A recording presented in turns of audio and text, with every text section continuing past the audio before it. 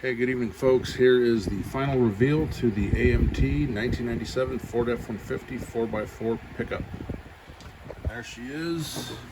She looks pretty good. She's definitely a looker, a very nice shade of dark metallic blue by Duplicolor that I used for latter Ford vehicles, latter 90s, maybe early 2000s Ford vehicles, I think. It's called Royal Blue Metallic.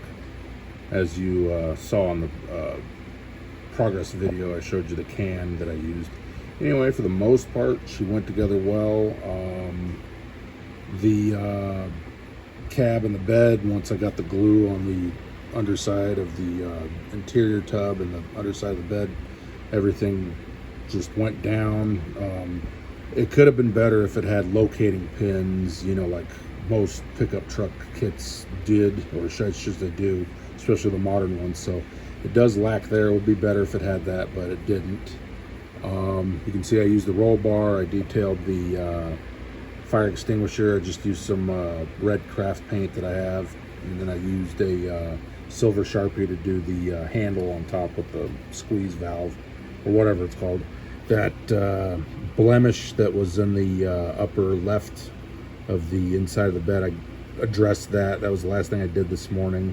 So everything is pretty much covered. I do see a little bit of blue where the bump for the fender well is, but it's very, very tiny and you can hardly see it. That's okay. It's going upstairs on a shelf, so what the heck. But yeah, it looks good. Definitely looks like it's ready to go off-roading. You can see the interior looks really nice in there and all that good stuff.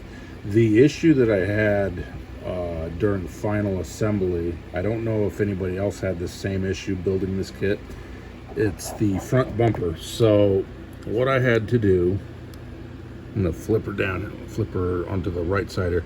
What I had to do, and you can actually see, I had to cut those two plastic strips in the back off so that the front bumper could locate itself on the underside of the front end there, and let the two beginnings of the frame rails set inside those square holes. Why AMT didn't do that is beyond me, but how are you supposed to get that bumper on with those two strips of plastic in the way? It just wasn't going to happen. So I'm sitting there trying to figure out how this bumper's supposed to go on, and then this morning I got up and I fiddled with it again, and then that's when I kind of came to the realization. I said, you know what, let me cut those two strips in the back off of the bumper pan there, and let's see if anything changes. And lo and behold, it did. So for any of you who want to build this, just a heads up, you will have to cut those two strips off the back of the bumper pan there so that the bumper can guide itself in. Other than that, it all went together pretty well. I didn't really have any issues. Everything just fell together. So for the most part, this is a good kit, minus that bumper issue. In fact, I'll show you real quick on the instructions. I even got it marked out what I had to remove. Let's see. Okay, just give me 1 sec to locate it. Okay, not there. Okay, here we go. So as you can see there, so you got the top of the front bumper there, and you got the bumper itself with the fog lights, and then there's your front bumper pan. So I marked what I had to cut out there. So those two back strips of plastic right here, I had to remove those, and it didn't say anything about taking those out. So it just shows how the bumper butts up against the front clip, you know. But yeah, so just so you guys know, if you're planning on building this, I would cut those off so that the bumper can guide itself in. So that's really it. Like I said, the rest of the project was pretty smooth. So that's the only final fit issue I had. Yeah, everything went together well. The front clip, when I was putting it on, slipped out on me, so I was a little frustrated with that. I fought with it a little bit, but you can see it's not perfect here. And it's not really perfect on either side. It's just the way it was molded. You can see when I was getting the bumper located, you can see where the super glue pulled out. I wasn't trying to do that. It's just because it kept slipping and it bumped. So what I did is I just took some black craft paint, just kind of painted over it. It's no big deal. No one's going to see it. It's going to sit up in a shelf upstairs. So I'm not worried about it. I mean, I was hoping that didn't happen, but it did. So, but yeah, I'm happy with this 97 F-150 4x4. She looks really good. I'm pretty proud of it.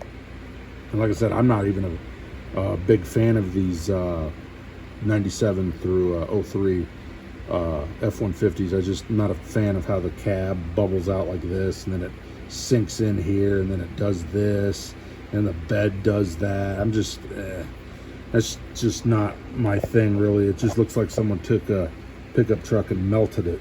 That's just how it looks to me. You know, I mean, again, there are people that do love these, and that's fine. I'm not knocking people who do like this particular generation of Ford pickup. It's just not my cup of tea.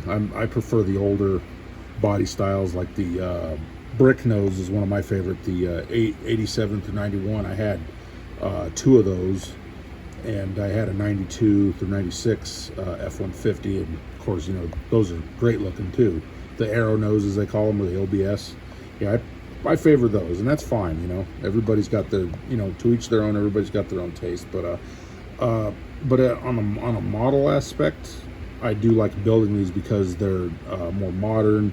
There's more detailed parts, so they got that going for them. And you know, they're, you know, even though I would never own a real one, I have no problem building them as a model because it's the enthusiast in me, you know, the vehicular enthusiast. So I would, if I had to, if someone gave me this, I would take this over a newer F-150. I don't like those at all, so I would definitely take this over that any day. So, but yeah, it's not a bad looking truck. I do like the Flareside bed and all that good stuff. I'm glad it came with the roll bar. I thought the roll bar would look nice on it, so I decided, yeah, I'm definitely going to use it. So yeah, she's ready to serve. She's ready to get out there and off-road and all that good stuff, and take people to the mountains, you know, maybe go camping, whatever the heck they want to do. So yeah, so that is the AMT 1997 F-150 4x4 Flareside pickup, and that's her completed. So I'm glad you guys like this. Hope you guys like seeing her all built up. Stay tuned for the slideshow video that's going to be coming up next. And I wanted to show you now what I'm going to be doing next, that I've already started on. I gotta actually get the I'll just get the instructions so you know what I'm doing. So right now I'm doing the monogram 1959 Cadillac Eldorado convertible, and I'm doing it in a Rust-Oleum berry pink, so it's a dark pink color. I already got the chassis, the axles, and the drive shaft in paint, and I got the wheels done. In fact, I don't mind previewing real quick. You'll see them again anyway in the progress video, but I got them done. I sanded them down, so just thought I'd give you guys a nice little sneak peek of what's to come here. So yeah, that's what I'm going to be doing now. So stay tuned for that one. All right, guys, I will catch you on the next one. Have a good, safe rest of your weekend and a good work week.